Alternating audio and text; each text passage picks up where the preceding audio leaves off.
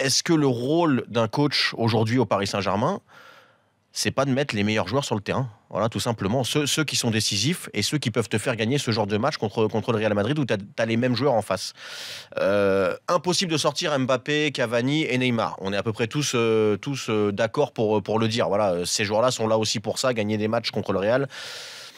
On a du mal à penser qu'ils puissent sortir, par exemple, Mbappé. Mais est-ce qu'on a le droit d'imaginer qu'on puisse sortir un autre joueur de l'équipe et faire jouer Di Maria, par exemple, un petit peu devant Diarra et Rabiot au milieu?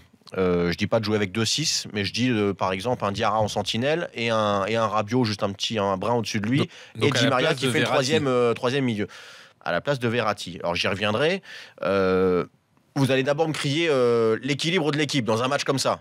Vous n'avez pas tort, mais est-ce qu'on peut pas expliquer à Diarra, qu'il le sait déjà d'ailleurs parce que c'est un 6 de métier qui va rester ici et qui va boucher les trous, et à Rabiot qui peut aller de l'avant, il n'y a pas de souci, mais qu'à un moment donné, il va falloir qu'il soit attentif aussi, parce qu'on va mettre aujourd'hui un Angel Di Maria qui est porté vers l'avant au milieu de terrain. Moi, je pense que ça peut le faire.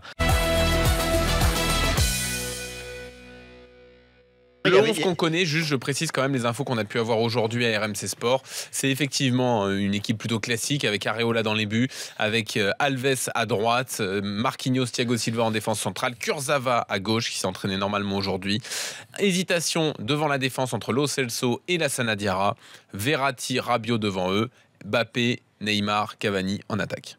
Ouais, on a Quentin classique qui est avec nous au 32-16 et Quentin n'est pas d'accord avec Pierre Ducrot. Salut Quentin. Il y en a beaucoup qui ne seront pas d'accord, ça c'est normal. Salut Quentin. Oui, bonsoir. Salut. Ça va Quentin? Oui, ça va. Très heureux de vous avoir au téléphone pour être un grand fan de Daniel Riolo. Heureux de venir dans l'after ce soir. Eh bien écoute, t'es le bienvenu. Mais tu n'es pas d'accord avec Pierre?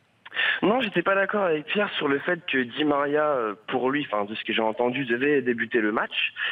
Moi, je pars du principe que Di Maria, il n'y a pas que les statistiques qui parlent. C'est-à-dire que si on regarde les statistiques de Di Maria sur le mois, sur le début de l'année, excellent, rien à dire. Par contre, comme je le dis souvent, je regarde au-delà des statistiques. Je regarde ce qu'il peut apporter au Paris Saint-Germain dans le jeu. Ce que j'ai vu encore contre Toulouse, c'est des pertes de balles incroyables au milieu de terrain qui seront impérativement sanctionnées contre le Real Madrid, il ne faut pas se leurrer.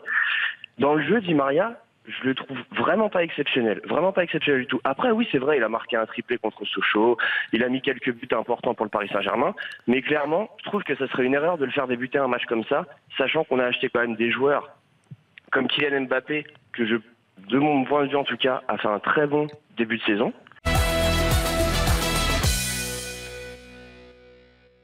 Que objectivement, aujourd'hui, on vient de dire le Real est moins bien parce qu'en championnat, machin. Ça, c'est du bidon total. Ça n'est pas la même compétition. Si tu prends le 11 qui va démarrer là, ils sont double tenants, ils ont des références à tous les niveaux, ils sont tous plus forts que les mecs du PSG, ou en tout cas à 80%.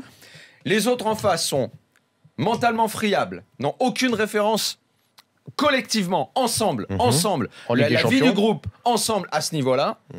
Qu'est-ce qui peut aller permettre aux gens de dire le PSG est mieux armé? Mais c'est impossible. Impossible. Ça ne me choque pas. Tant que Tyson il n'est pas tombé par terre, on ne sait pas que le champion il est mort. Voilà.